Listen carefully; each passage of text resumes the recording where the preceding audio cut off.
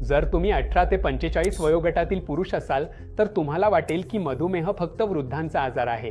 पण चिंतेची गोष्ट म्हणजे मी असे पुरुष पाहतो जे दिसायला ठणठणीत आणि फिट आहेत, पण त्यांची साखर आधीच वाढलेली असते.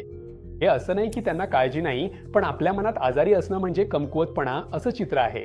आणि बहुतेक पुरुषांना असं शिकवलं जातं की शरीर काहीही संकेत देत असलं तरी चालूच राहायचं.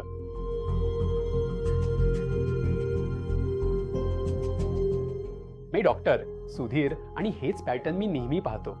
एक 32 वर्षांचा तरुण जो न्याहारी टाळतो, फक्त कॉफीवर चालतो, उशिरा जेवतो आणि जवळपास 10 तास बसूनच राहतो.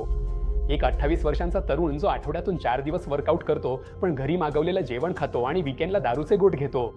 एक 40 वर्षांचा माणूस ज्याचं पोट हळूहळू वाढतंय, पण वजन काट्यावर मात्र तेच वजन दिसतं. ते म्हणतात, मी गोड खात नाही, माझं वजन जास्त नाही, मी नियमित चालतो.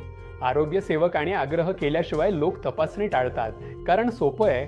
तपासणी म्हणजे जणू असा दरवाजा उघडणं जो पुन्हा बंद होणार नाही. म्हणून तुम्ही पुढे ढकलता आणि मधुमेह हळूहळू वाढत राहतो.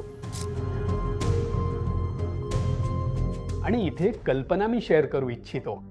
भारतीय पुरुषांमध्ये मधुमेहाचा धोका हा बहुतेक वेळा तुमच्या कमरेभोवती आणि शरीराच्या आत काय घडतंय यावर असतो, फक्त वजनावर नाही. भारतीय पुरुषांमध्ये चरबी ही एकूण वजनासारखी दिसत नाही. ती शांतपणे तुमच्या पोटाभोवती आणि अंतर्गत अवयवांभोवती साठते. ही चरबी जी तुम्हाला बाहेरून दिसत नाही किंवा चिमटीत पकडता येत नाही. हे असं समजा जसं कुटुंबाच्या सहलीसाठी 2 सुटकेस पॅक करता. दोन्हीचं वजन अगदी सारखंच आहे. पहिल्या सुटकेसमध्ये सगळं व्यवस्थित लावलेलं आहे, कपडे कप्प्यात घडी करून ठेवलेले, बूट वेगळ्या पिशव्यांमध्ये. ती सहज बंद होते आणि झिपरवर कुठलाही ताण येत नाही. तर दुसऱ्या सुटकेसमध्ये सगळं सामान मधोमध कोंबलेलं, एकत्र गच्च भरलेलं आहे. सामान बाजूंना जोरात दाबलं जातं, झिपरवर ताण येतो आणि सुटकेस फुगते. तुमचे शरीरही अगदी असंच काम करतं. तुम्ही लहान असताना तुमचं शरीर चरबी व्यवस्थित त्वचेखाली, कमरेत आणि मांडींमध्ये साठवतं. म्हणजे त्या व्यवस्थित लावलेल्या सुटकेससारखं. ती चरबी तुम्हाला दिसते, तुम्ही ती चिमटीत पकडू शकता.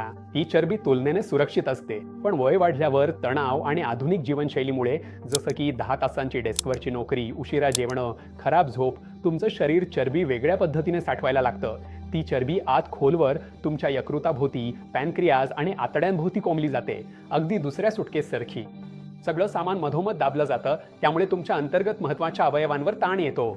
ही पोटातील खोल चरबी, जिला विसरल फॅट असेही म्हणतात, जी तुम्हाला बाहेरून दिसत नाही आणि तुम्ही तिला चिमटीतही पकडू शकत नाही, पण ती नेहमीच तिथे असते. आणि ही चरबी अशा रसायनांचं उत्सर्जन करते जी इन्सुलिनला अडथळा आणतात. त्यामुळे तुमच्या पॅनक्रियाजला अधिकाधिक मेहनत घ्यावी लागते, जोपर्यंत ते थकत नाही. त्याचवेळी ही आधुनिक बसून राहणारी जीवनशैली, जसं की कमी चालणं, जास्त बसणं, कमी झोप, यामुळे तुमचे स्नायू कमी होतात. माझ्याकडे तुम्हाला सांगण्यासाठी एक महत्त्वाची गोष्ट आहे. जेवणानंतर साखर वापरण्यासाठी तुमच्या शरीरात स्नायू हे एक मुख्य ठिकाण आहे. जेव्हा पोटाची चरबी वाढते आणि स्नायूंचं प्रमाण कमी होतं, तेव्हा साखरेवर नियंत्रण ठेवणं कठीण होतं. जरी तुम्ही दिसायला आजारी वाटत नसाल तरीही. इथेच वजन मोजणारा काटा तुम्हाला चुकीची माहिती देतो. तुमचं कमरेचं माप तुमच्या वजनापेक्षा जास्त महत्त्वाचं आहे. जर तुम्हाला हे लागू होत असेल तर हे लाज वाटण्यासारखं नाही. हे म्हणजे एक शांतपणे वाढणारी समस्या लवकर ओळखणं, जेव्हा ती अजूनही सहज हाताळता येईल अशी असते.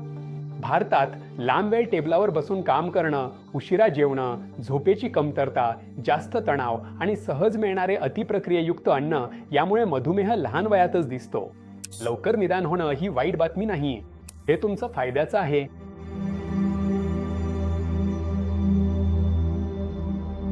म्हणून कधी कृती करावी हे इथे सांगतो. जर तुमचं कमरेचं माप वाढत असेल, जेवणानंतर झोप येत असेल किंवा तुम्ही नेहमीपेक्षा जास्त थकलेले वाटत असाल, रात्री वारंवार लघवीला जावं लागत असेल किंवा जखमा हळूहळू भरत असतील, तर डॉक्टरांचा सल्ला घ्या. प्रॅक्टोसोबत तुमची यात्रा सुरू करा आणि तज्ज्ञ डायबेटॉलॉजिस्टचा सल्ला घ्या. सल्ला मसलतीमध्ये काय घडतं ते पाहूया. सर्वप्रथम डॉक्टर तुमच्या कुटुंबातील इतिहासाबद्दल विचारतील. जर तुमच्या पालकांना मधुमेह असेल तर तुमचा धोका 40% वरून थेट 70% वाढतो.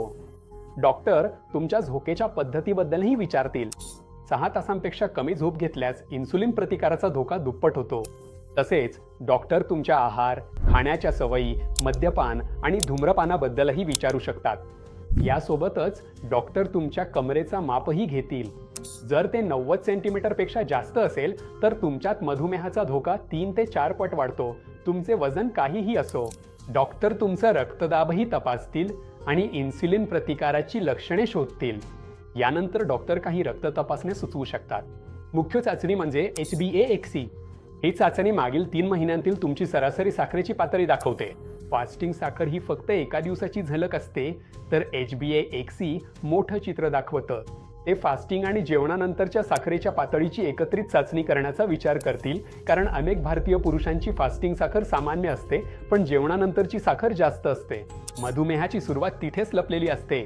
तुमचे डॉक्टर कोलेस्ट्रॉल आणि ट्रायग्लिसराइड्सची पातळीही तपासू शकतात. जास्त साखर आणि जास्त कोलेस्ट्रॉल एकत्र आले तर हृदयविकाराचा धोका दुप्पट होतो.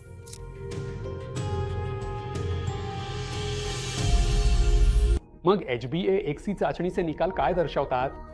जर ते 5.7% पेक्षा कमी असेल तर तुम्ही सामान्य आहात, पण जोखीम घटक असतील तर दर 1 ते 2 वर्षांनी पुन्हा तपासणी करा. तुमचा HbA1c 5.7 ते 6.4% दरम्यान असेल तर त्याला प्री डायबिटीज म्हणतात, आणि हेच तुमचा इशारा देणारा विंडो आहे. लक्षात ठेवा, इथे अजूनही मधुमेह उलटवता येतो. आता तुम्हाला प्रश्न पडला असेल, हे उलटवायला काय लागतं? तुमच्या शरीराच्या वजनाचा 5 ते 60% भाग कमी करणे, आठवड्यात किमान 150 मिनिटे चालणे यासारख्या नियमित शारीरिक क्रिया, दररोज 6 ते 8 तासांची चांगली झोप घेणे आणि पूर्णपणे उशिरा रात्री खाणं टाळणे. आणि चांगली बातमी म्हणजे या जीवनशैलीतील बदलांमुळे 40 ते 70% प्री डायबेटिक लोक मधुमेह टाळू शकतात. जर तुमचा HbA1c 6.5% पेक्षा जास्त असेल तर याचा अर्थ तुम्हाला मधुमेह आहे. पण लक्षात ठेवा, हे मृत्यूदंड नाही. हे फक्त एक दीर्घकालीन आजार आहे जो तुम्ही योग्य प्रकारे सांभाळू शकता. डॉक्टर औषधे आणि काही जीवनशैलीतील बदल सुचवतील. येथील मुख्य उद्दिष्ट म्हणजे HbA1c पातळी 60% पेक्षा खाली ठेवणे, जेणेकरून मधुमेहाशी संबंधित गुंतागुंती टाळता येतील. नियंत्रण का महत्त्वाचे आहे? नियंत्रित न केलेला मधुमेह डोळे, मूत्रपिंड, मज्जातंतू आणि हृदयातील लहान रक्तवाहिन्यांना नुकसान पोहोचवतो.